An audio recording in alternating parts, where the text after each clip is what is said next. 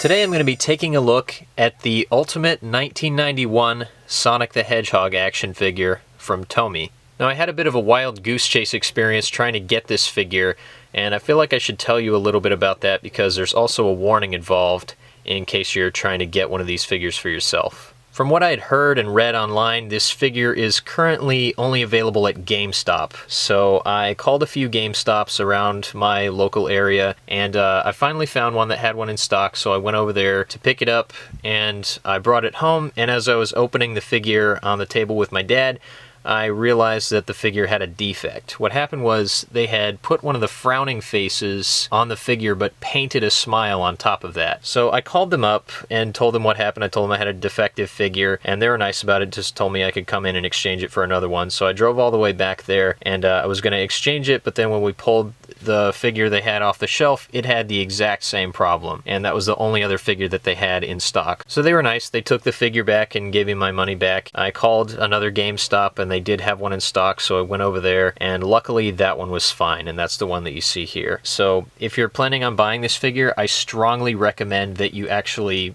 go to a GameStop and get it, and then look at the figure in hand before you purchase it. Make sure that it does not have that defect. So here's Sonic exactly as you get him out of the package.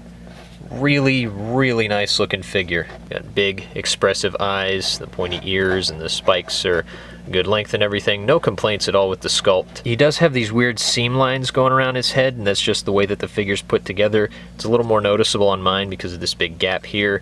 On the top of the head there are these kind of weird lines going around it.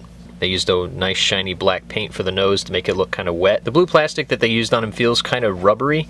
Some people have described it as feeling kind of fuzzy, and I see what they're talking about, and I was always really curious about it. I thought it was the figure flocked or something, but no, it's not. It's just kind of this weird rubbery-like plastic. It's not really flexible.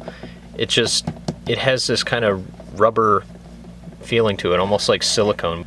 It feels good though, and it doesn't seem to get scratched very easily. The proportions are all very good. The head's slightly larger than the body. The body's nice and round. The arms and legs are a good thickness, even with all their joints. The hips look a little strange because of this hip joint here, which I'll talk about a little later.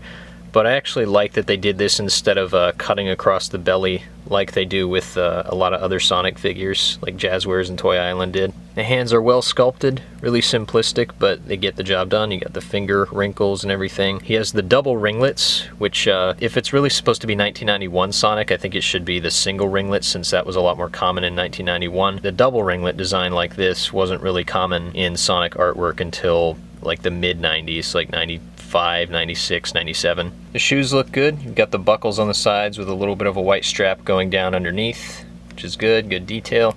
They have dark red on the bottom. It looks like a separate piece of plastic plugged into the bottom there. Some product numbers on there, made in China, Tomy, Sega, and you got the two holes in the feet for him to plug into the stand pieces, which I'll talk about a little later. One thing I'm not terribly fond of on the shoes is if you look at them straight down, like from the top down, the straps are kind of put on at an angle when really it should go straight across. Tomy's smaller 3-inch classic Sonic has the same exact problem. So the figure to me looks kind of more like a general classic Sonic the Hedgehog figure as opposed to specifically a 1991 figure. Kind of looks more like the mid-90s Sega Saturn era Sonic to me, and that's not a bad thing. That's a really good looking time for Sonic, and I think this figure encapsulates the feel of the original design of Sonic extremely well. Now we'll go over Sonic's articulation. You can turn the head, and there's actually a little ball joint underneath there that allows the head to go up and down. And it connects in two places, at the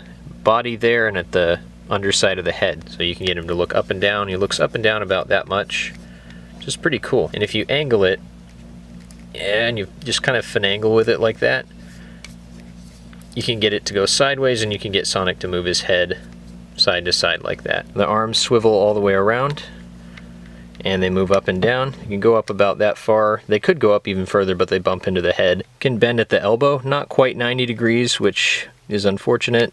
Goes up about that far, and it actually goes back too, so you can move it both ways. You can twist at the wrists. It's very difficult though, very tight wrist joints, and I think that's because of the interchangeable hands. The little glove cuffs are separate so they can move around too. The hands can kind of bend up and down, like that because they're on little ball joints. He also has hip articulation, which I was talking about earlier. You can twist them around like that, but they also sort of rock side to side. Not a whole lot, but it does add a little bit of extra movement. And I really like that. Kind of moves back and forth as well. As for the legs, they move forward about that far and back about that far. They kind of bump into the butt and tail area. But I like that they've actually cut out these little areas for the legs to go forward down there. They could have easily just left that closed and made the articulation more limited like a lot of figures do, but they went the extra mile and they thought that out, and you can get the legs to go pretty far forward. They're also on a swivel so they can move out to the side like that. And he has little knee joints. You can bend his knees down about that far. Again, not quite 90 degrees. They can move forward similarly to the elbows. You can also twist at the ankles. And the feet have a little bit of a side-to-side movement, almost an ankle rocker, but not quite, and they move up and down just a little bit. They're kind of on a ball joint, and these can pop off if you're not careful. So lots of great movement on this figure. This is probably the most well-articulated Sonic figure yet. The Superposers had more points of articulation, but this one does those points of articulation better. Like, I like the leg joints better, I like the hip joints better, I like that the head can move up and down and side to side because it's on a little ball joint itself. Just really, really nice articulation. It was executed really well, despite a couple of little flaws. You can get him into some good running poses. It's a little hard to get him into that running pose that he does in the original games where he puts his arms forward. That actually looks pretty good. But can you get him to roll into a ball? Let's see. And that's about as tight as he's going to go. Pretty good. Not perfect, but you can get it to work and it looks okay. The joints are mostly pretty tight. This leg is a little bit loose on mine. I'm not a huge fan of the shade of blue they used on this. I think it's just a touch too light. It doesn't look bad. It's still a great looking figure. It just, I think it should be a little bit darker. Companies today seem to have this idea that classic Sonic is always supposed to be a much lighter blue than the current design of Sonic, but that's not always the case. In most of the artwork of the 90s, Sonic was kind of a darker blue, kind of a neutral royal blue. Not quite royal blue, I guess, but he was darker than this. Only in some of the early stuff, like the original sprite of Sonic from Sonic 1, was he more of a light blue.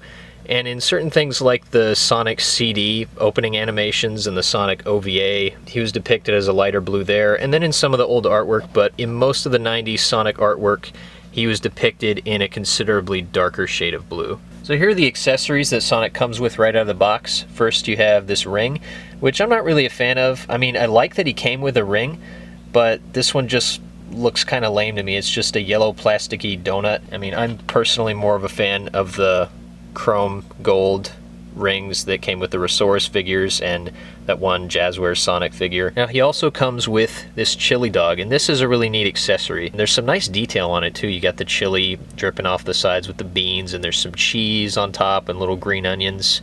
I think that's green onions, maybe it's relish. The bun's nicely detailed too. It's got the crease. So here's the base that Sonic comes with. Obviously it's supposed to look like a little slab of dirt and grass from Green Hill Zone. Now they've gone for a pixelated look to try and recreate the look of the 16-bit Sega Genesis graphics from Sonic 1.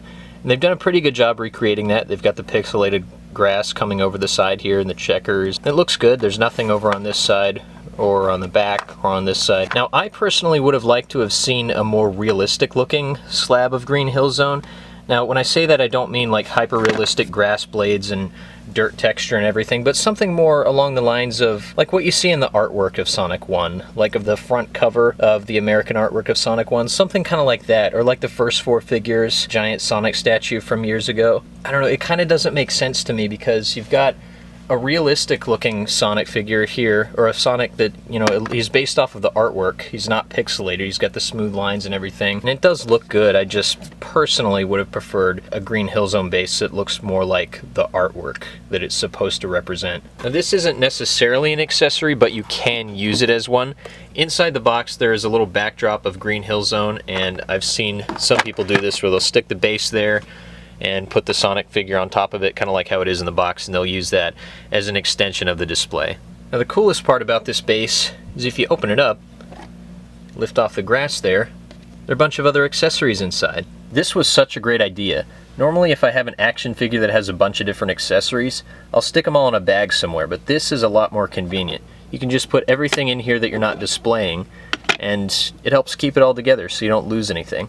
You get 3 extra pairs of eyes, one looking to the right, one looking to the left, and one squinting. You've got an open, smiling, laughing mouth.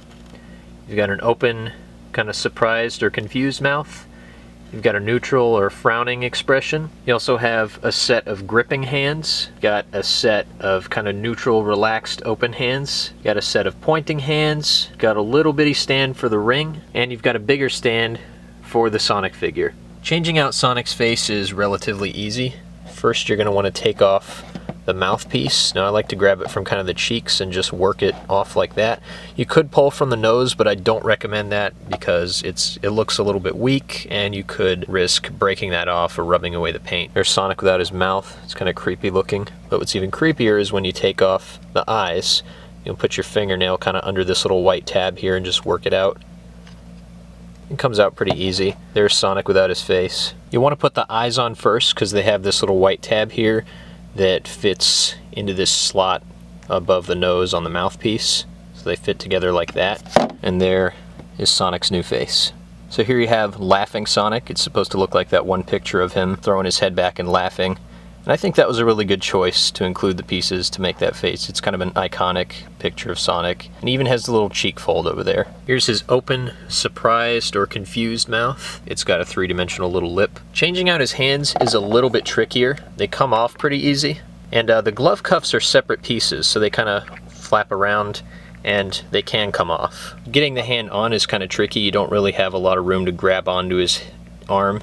There, finally got it on. I had to take him off camera. So what I did was I kind of sat him in my lap like this, put the arm straight up, held it there, and I pushed down on the hand until I felt it go down. But there's not really a distinct pop. Like, you don't feel it pop in place. It just kind of gets tighter and tighter until it's on. What you don't want to do is try to put the hand on like this with a bent elbow without giving it any support back here, because if you're holding it, say, up at the shoulder here, and then pushing on the arm up here, pushing the hand to push it onto the lower arm, you're going to put a bunch of pressure on the pin coming from the lower arm up into the bicep, and you could snap that pin. The whole lower arm could just break off. These are Sonic's gripping hands, obviously made to hold accessories. These hands remind me a lot of the hands on their smaller Sonic figures. Now, you could make him hold the chili dog, although the gripping hand is so tight that it seems to really only fit in this hand. Oh, I just noticed that they're two different.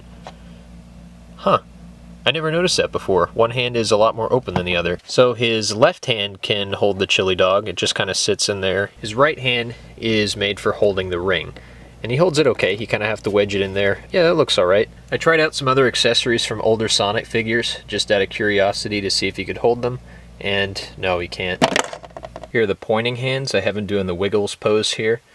And you can easily make him do any of the old finger waving poses that he does. Here are the last set of hands. It's the open, relaxed hands, and these are probably my favorite, and probably the best sculpted too. There's some nice detail on them. There's some detail in the way that the knuckles fold and palm detail. The fingers just look really nice, and they're all individual. They're not grouped together. They're just very expressive hands, and they look really good on this figure. I also think these hands look a little bit better holding the chili dog. Going back to the stand, we have some different display options here. As you can see, there are 4 different holes on the top of it, and that is for the stands to plug into. So you have this little one here for the ring, and it's actually posable. It has 1 joint, so you can make the ring go on its side.